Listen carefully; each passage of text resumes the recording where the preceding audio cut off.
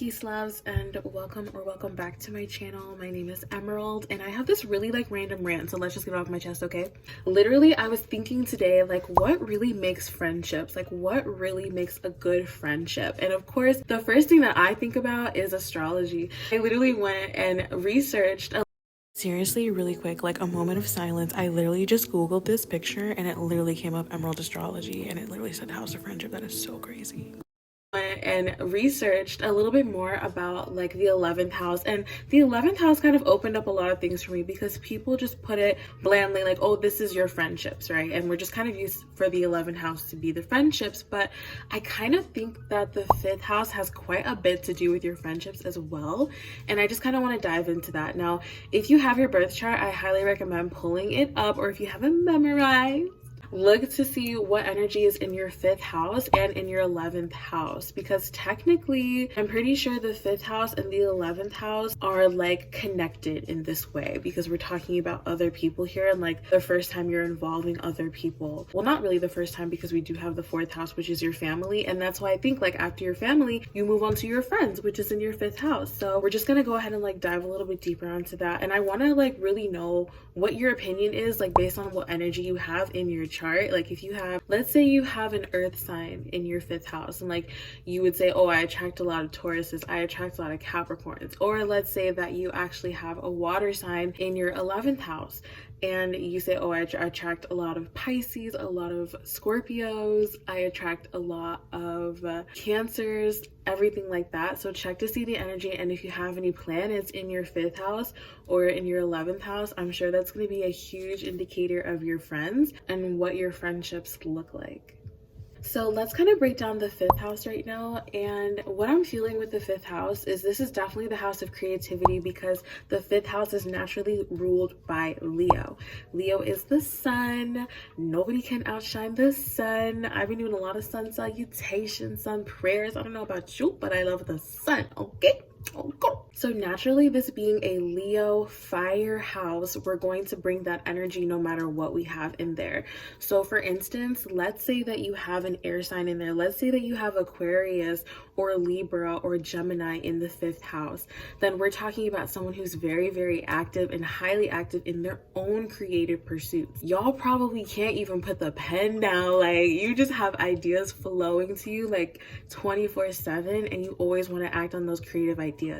Or you probably talk your friends to death, because again, with the 5th house, we're really talking about friendships here, right? So this is just how you naturally are, and these are the kind of friends that you're going to bring in. So you're going to bring in air people, you're going to bring in people that you can just talk to all day, you're going to bring in friends that you can just share ideas with and really expand upon something new, because the 5th house can also represent wisdom and you're gaining practices within your spirituality, because we've already established the 4th house is your home. You've already got the home base. You feel secure, even though literally none of us feel secure. You feel secure, so then you can start creating and you start making these new pictures, ideas. Just imagine somebody in a cave. Okay, we've got a cave, we've established a home, hashtag 4th house. Now let's start drawing pictures of what we see on the outside of what's going on, and you can actually see your neighborhood in your 3rd house. But with the 5th house, this is kind of when you venture out, because this is also the house of romance. So we're talking about who you flirting with, who you talking to on a daily basis, who oh my gosh, I cannot. Yeah, this is really crazy, because personally, don't tell nobody, but I have Lilith in the 5th house, and let me tell you, whoa, child.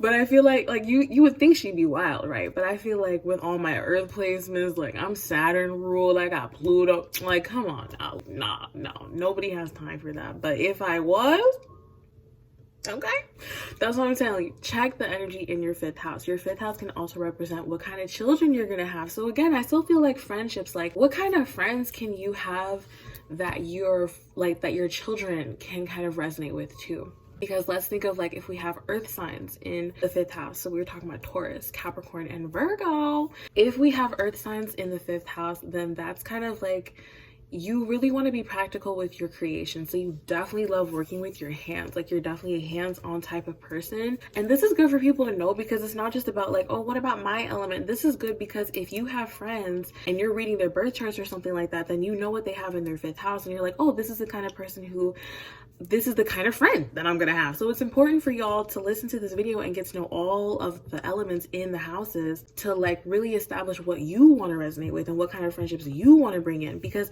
if somebody says, oh, I'm a Capricorn sun, automatically, if you have Capricorn in the 5th house, their sun sign is going to light up your 5th house. So you always have to know, like, where are people lighting up in my own chart? If we're talking about somebody who has water in the 5th house and she's like, oh yeah, I'm a Pisces, then you have to know that, like, if you have Pisces in the 5th house, that person's sun sign is going to be in your 5th house, lighting up your creativity, possible romance, children. But this is like someone you can have fun with. So you should really try to connect with people who have the energy in your 5th house.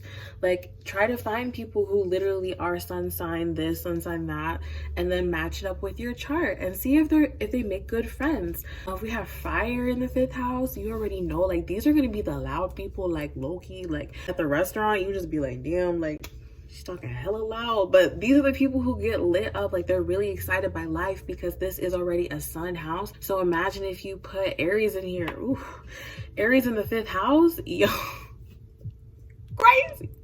crazy, but probably a lot of fun. Like, that would be a really fun friend to have if they had Aries in the 5th house energy, because they always want to like explore, create. This is where they get to really expand themselves. Like, this is when the personality, I feel like, really blooms of a person. Of course, we have the 1st through the 4th house, but then the 5th house is like, again, I've established my home in the 4th house, now let's go have fun. Like, this is the house of fun. Like, let me get out in the sun and have fun. Like, so literally bring in people. So if you have water here, this is going to be the more introverted person. This is going to be the person who doesn't like really like to do that much like fire signs would, you know, like they like to chill, they like to be at home and probably like paint, listen to music, watch aesthetic videos, cozy cuddle. These are the intuitive people. These are like, you know, we're talking about water here in a house of creativity. So, you know, the sun is drowning and the sun is just chilling. Let's not say it's drowning, it's just on the floaty right now, chilling through life. Okay, so if you meet somebody, you know, with Pisces energy, Cancer energy, and Scorpio energy, ooh, Scorpio, that would be a good magic friend, yo. If you want to get into like some witchy stuff, find somebody who has Scorpio in the 5th house, or like planets, you know, literally, or like their sun, well, obviously like their sun in Scorpio. That makes sense. All Scorpios are like literally magical once they tap into that and get out of their, you know, self-afflicting selves. But quite literally, the energy here really matters. So now let's go ahead and talk about the 11th house. So the 11th house is really about collaboration. So this is the thing here. This is the distinguishing thing. And hit that subscribe button if you love me. Okay, hit the like button right now. Okay, cool. So literally the 11th house is the people that you kind of like don't want to work with but have to work with, because these are groups of people. So let's say you're in a Hufflepuff group. Y'all know we in the Harry Potter thing, y'all. Hufflepuff, okay? And you don't like some people from Hufflepuff. This is the 11th house. Like, you're in this society, like you're in this kind of group. And even though like you love the group, you may not like some people in the group. Okay, so you really have to see what energy you bring in the 11th house. So let's say that you're, again, an air sign. Like, let's say that you're an air sign in the 11th house, so you're definitely going to want to communicate. But then air signs are probably really not going to get along with like earth people, maybe in the 11th house, because you're gonna like slow the roll. Or you know what, they could really be tight, because the earth people could put into reality what the air people are thinking. You know what I'm saying? You know what I'm saying? You know what I'm saying? So check to see what planets you've got there, what energy you've got there. If you got fire energy in the 11th house, you're going to be definitely the leader. Like, you're definitely going to be the person who's like, we're talking about Sagittarius, Aries, and Leo. You're going to be the person who's like up on the up, like, okay, getting the plans really into action, like, you know, making sure that the earth signs are moving, making sure that the air signs aren't really like losing their head, even though you're probably the ones making them lose their head, because you're like cheering them on with all their good ideas. They just keep going. Oh, it's so funny. And then if water is here in the 11th house, if you have Cancer, Pisces, or Scorpio in the 11th house, definitely going to be the caretakers, definitely going to be like kind of like the caretakers of the group, like making sure that people are okay emotionally, which is so important. Y'all already know how important that is, so don't even front. You know, we definitely need that Cancer energy in the 11th. Like, are you serious? That's big mama energy. Like, this is, and that's still cardinal. Like, people think that water signs are just like but no, like Scorpio, come on, leader, getting shit together. Cancer is a leader getting shit together. Pisces is definitely the one who's going to bring the whole community, which is very important in the 11th house, together. So definitely do not sleep on your 11th and your 5th house. These are going to be your dreams too, like how they manifest. So again, if you find somebody and they say, oh, I have a Scorpio sun, and you know that you have Scorpio in the 11th house, then you know that automatically that person is going to light up something for you that's exciting for you, probably something that you like to dive into. Me personally, I have Scorpio in the 11th house. A moment of silence, okay? Because yo, we're like we find the mistakes, like we find things out. We don't really want to be the ones to like initiate, like, hey, like do this. No, like we're the undercover ones in the group. Like, we're just making sure shit doesn't rock completely over, you know what I'm saying? So personally for me, like if I find Scorpio signs, like it's a little difficult because I do have other planets there that are very loud.